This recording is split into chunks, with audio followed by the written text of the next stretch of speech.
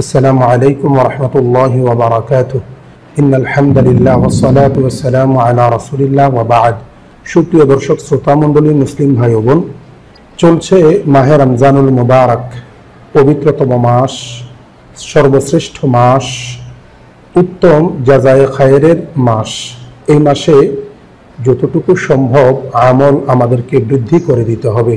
হযরত রাসূল আকরাম সাল্লাল্লাহু আলাইহি ওয়াসাল্লাম হাদিসে পাকে ইরশাদ করেছেন, কুল্লু আমাল ইবনি আদম ইউদাআফুল হাসানাতু আশারু আমসালিহা ইলা 700 দিফিন।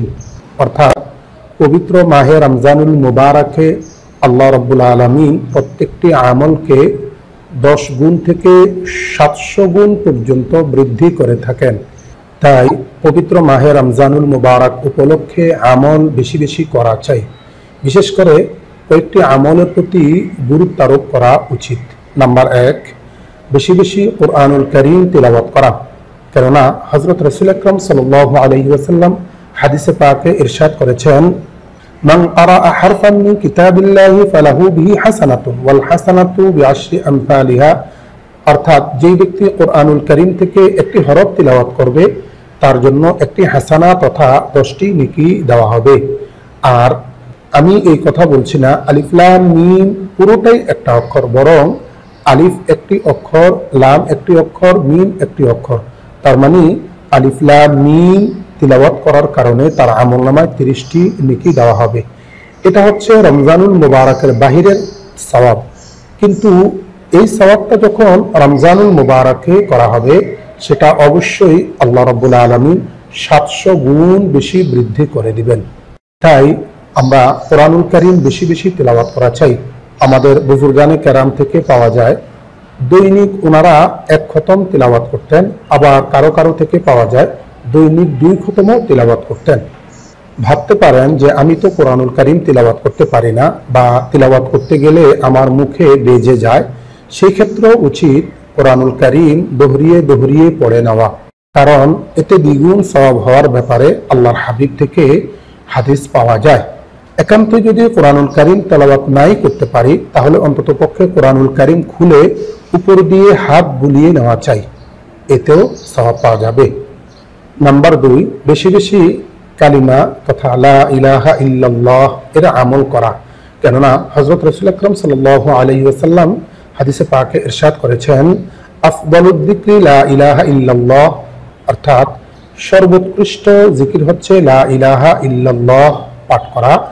হযরত মুসা আলাইহিস সালাতু ওয়াস সালাম আল্লাহ তাআলাকে বললেন, ইয়া রাব্বি আল্লিমনি শাইআন আযকুরুকা বিহি ওয়া আদউকা বিহি। হে আল্লাহ, আমাকে এমন একটা পার্সোনাল জিকির বাতলিয়ে দাও যার মাধ্যমে আমি আপনাকে ডাকতে পারি এবং আপনাকে স্মরণ করতে পারি। তখন আল্লাহ রাব্বুল আলামিন বললেন, তুমি বেশি বেশি লা ইলাহা ইল্লাল্লাহ পাঠ করো।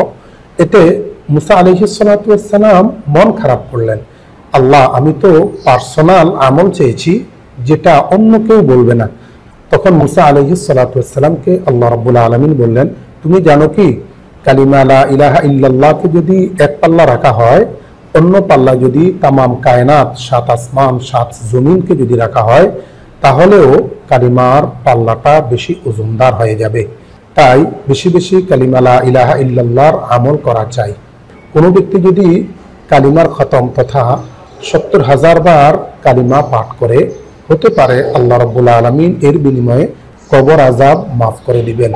আগেই বলছি এটা সহিহ হাদিস দ্বারা প্রমাণিত নয়, তবে বুজুর্গানে কেরামের আমল, চাইলে আমল করা যেতে পারে। নাম্বার 3, বেশি বেশি তাওবা করা। ইমাম নববী রাহমাতুল্লাহি আলাইহি বলেছেন, তাওবা করার অর্থ হলো যেই গুনাহটা করতাম সেই গুনাহটা এখন থেকেই শেষ করে দেওয়া, বন্ধ করে দেওয়া, ভবিষ্যতে না করার সিদ্ধান্ত নেওয়া, এবং যেহেতু অতীতে গুনাহ করে ফেলেছি সেই জন্য আল্লাহর কাছে কান্নাকাটি করা। মহান আল্লাহ রাব্বুল আলামিন সূরা তাহরিমের 8 নং আয়াতে কারিমায় উল্লেখ করেছেন, তুবু ইলাল্লাহি তাওবাতান নাসুহা আসা রাব্বুকুম আন ইউকাফিরা আনকুম সাইয়্যাতিকুম ওয়া ইউদখিলাকুম জান্নাতিন তাজরি মিন তাহতিহাল আনহার। ঈমানদারেরা তোমরা তাওবায়ে নাসুহা করো। তাওবায়ে নাসুহা করার কারণে তোমার যাবতীয় গুনাহগুলো আল্লাহ রাব্বুল আলামিন মোচন করে দিবেন। তাই বেশি বেশি তাওবা করা চাই। নাম্বার 4, রমজানুল মুবারক উপলক্ষে বেশি বেশি আল্লাহর কাছে জান্নাত চাওয়া, জান্নাত কামনা করা, জাহান্নাম থেকে মুক্তি চাওয়া, আশ্রয় চাওয়া। আল্লাহ রাব্বুল আলামিন সূরা আলে ইমরানের 133 নং আয়াতে কারিমায় ইরশাদ করেছেন, ওয়াসারিউ ইলা মাগফিরাতিন মির রাব্বিকুম ওয়া জান্নাতিন আরদুহাস সামাওয়াতু ওয়াল আরদ।